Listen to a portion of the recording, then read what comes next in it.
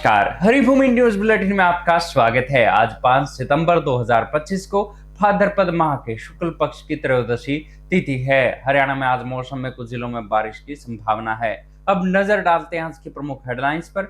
उत्तर भारत में बाढ़ व बरसात से बिगड़े हालात, सुप्रीम कोर्ट ने लगाई फटकार। कृषि मंत्री शिवराज सिंह और अरविंद केजरीवाल पहुंचे पंजाब, बाढ़ का लिया जायजा। बंगाल विधानसभा में हंगामा, भाजपा चीफ व्हिप को मार्शलों ने घसीट कर निकाला। तमिलनाडु विधानसभा चुनाव से पहले एनडीए से अलग हुए दिनाकरन। रूसी राष्ट्रपति ने ट्रंप को चेताया, बोले टैरिफ के नाम पर धमकाना बंद करें। अब खबरें विस्तार से। सबसे पहले बात करते हैं कुदरत के कहर की। पूरे उत्तर भारत समेत देश के कई हिस्सों में बाढ़ व बरसात से हाहाकार मचा हुआ है। पंजाब व हरियाणा में भी 50 से ज्यादा मौतें हो चुकी हैं। इन सब के बीच सुप्रीम कोर्ट ने हिमाचल प्रदेश, जम्मू कश्मीर, उत्तराखंड और पंजाब में बारिश हो रही तबाही पर चिंता जताई। कोर्ट ने गुरुवार को कहा कि ये सिर्फ प्राकृतिक आपदा नहीं बल्कि इंसानों का पैदा किया संकट है। कोर्ट ने कहा, पहाड़ों पर अवैध पेड़ कटाई से प्रकृति को क्रोधित किया गया है, अब वो बदला ले रही है। मुख्य न्यायाधीश बी.आर. गवई और जस्टिस के विनोद चंद्रन की बेंच ने गुरुवार को अनामिका राणा की याचिका पर सुनवाई के दौरान ये बात कही। कोर्ट ने केंद्र और इन चारों राज्यों समेत राष्ट्रीय आपदा प्रबंधन प्राधिकरण, पर्यावरण मंत्रालय और एनएचएआई को नोटिस भेजकर 3 हफ्तों में जवाब मांगा है। साथ ही केंद्र से ठोस कदम उठाने को कहा है। याचिकाकर्ता अनामिका राणा ने कोर्ट में कहा कि हिमाचल में बाढ़ के दौरान बड़ी संख्या में लकड़ियां बह कर आई, जिससे साफ है कि बड़े पैमाने पर पेड़ों की अवैध कटाई हुई। इस पर बेंच के सॉलिसिटर जनरल तुषार मेहता ने कहा कि इन आपदाओं के पीछे पहाड़ों पर अवैध पेड़ कटाई एक बड़ी वजह है। मेहता ने कहा कि वो पर्यावरण और वन मंत्रालय के सचिव से संपर्क करेंगे और उनसे पूरी जानकारी मांगेंगे। उन्होंने कहा कि हमने प्राकृतिक चीजों के साथ हस्तक्षेप किया है और वो अब हमें नुकसान पहुंचा रही है। मुख्य न्यायाधीश ने इस बात पर सहमति जताई। वहीं बाढ़ व बरसात के हालातों पर बात करें तो पंजाब के सभी 23 जिले बाढ़ की चपेट में हैं। 1655 गांव, 3.5 लाख से ज्यादा लोग प्रभावित हैं और करीब 37 लोगों की मौत हो चुकी है। दिल्ली में यमुना का पानी शहर के अंदर घुस गया है। मयूर विहार फेज 1 से बाढ़ प्रभावित लोगों के लिए बने राहत शिविरों में यमुना का पानी भर गया है। हरियाणा में भी करीब 5 लाख एकड़ फसल जल भराव की वजह से बर्बाद हो गई है। जम्मू कश्मीर में बात करें तो मंगलवार लगातार बारिश के कारण बाढ़ जैसे हालात हो गए हैं। खराब मौसम के चलते गुरुवार को लगातार दूसरे दिन भी कश्मीर में स्कूल, कॉलेज और यूनिवर्सिटी और कोचिंग सेंटर समेत सभी शैक्षणिक संस्थान बंद रखे गए। उधर हिमाचल प्रदेश के कुल्लू में गुरुवार सुबह लैंडस्लाइड से 2 घर ढह गए, जिसमें एक व्यक्ति की मौत हो गई। यूपी के पीलीभीत में 25 गांव और मथुरा के 6 गांव बाढ़ में डूब गए हैं।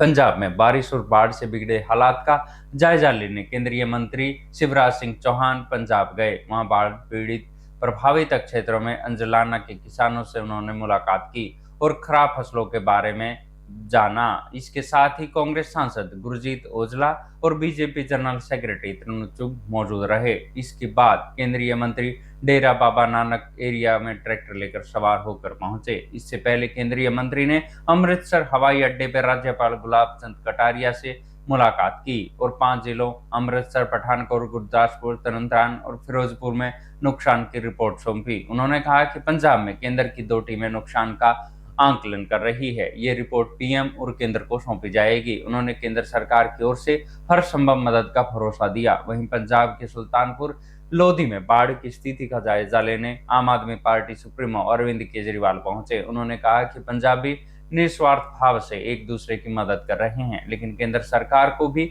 इसमें मदद करनी चाहिए। अब खबर पश्चिम बंगाल से। पश्चिम बंगाल विधानसभा में गुरुवार को टीएमसी व भाजपा विधायकों के बीच जमकर हंगामा हुआ। बंगाली प्रवासियों पर हो रहे अत्याचारों पर चर्चा के दौरान ये हालात बने। मुख्यमंत्री ममता बनर्जी प्रस्ताव पर बोल रही थी, तभी विपक्षी दल भाजपा ने नारेबाजी शुरू कर दी। भाजपा विधायक 2 सितंबर को विपक्ष के नेता सुरेंद्र अधिकारी के निलंबन का विरोध कर रहे थे। टीएमसी विधायकों ने इन्हें रोकने की कोशिश की। जब विपक्ष के विधायक वेल तक पहुंच गए तो स्पीकर विमान बनर्जी ने अव्यवस्था फैलाने के आरोप में भाजपा के चीफ व्हिप शंकर घोष को विधानसभा से सस्पेंड कर दिया। घोष के बाहर जाने से इनकार करने पर मार्शलों को बुलाया गया। शंकर घोष को घसीटकर सदन से बाहर निकाला गया। बाहर निकालते समय वो गिरकर बेहोश हो गए। उन्हें एम्बुलेंस से अस्पताल ले जाया गया। घोष के अलावा 4 अन्य भाजपा विधायक अग्निमित्र पाल, मिहिर गोस्वामी, बंकिम घोष और अशोक डेंडा को भी सदन से निलंबित कर दिया गया है। वहीं स्पीच के दौरान सीएम ममता बनर्जी ने मोदी चोर और वोट चोर के नारे लगाए। अब खबर तमिलनाडु से। टीटीवी दिनाकरन की पार्टी एएमएमके ने बुधवार को भाजपा के नेतृत्व वाले एनडीए गठबंधन से नाता तोड़ लिया। एएमएमके दूसरी पार्टी है जिसने एनडीए का साथ छोड़ा है। इससे पहले अन्ना द्रमुक से निष्कासित ओ पनीरसेल्वम ने अपने दल को गठबंधन से बाहर निकाल लिया था। दिनाकरन ने मीडिया से कहा कि आंदोलन कुछ लोगों के विश्वासघात के खिलाफ शुरू किया गया था। हमें विश्वास था कि वे बदल जाएंगे, लेकिन कुछ नहीं हुआ। दरअसल तमिलनाडु में एनडीए का नेतृत्व अन्ना द्रमुक कर रही है। 2023 में अलग होने के बाद एआईएडीएमके ने अप्रैल 2025 में भाजपा के साथ गठबंधन किया था। दिनाकरन का आरोप है कि एआईएडीएमके खास तौर पर पनीरसेल्वम ने एएमएमके को गठबंधन में शामिल करने का विरोध किया था। दिनाकरन ने अमित शाह से हस्तक्षेप की उम्मीद की थी, लेकिन कुछ नहीं हुआ।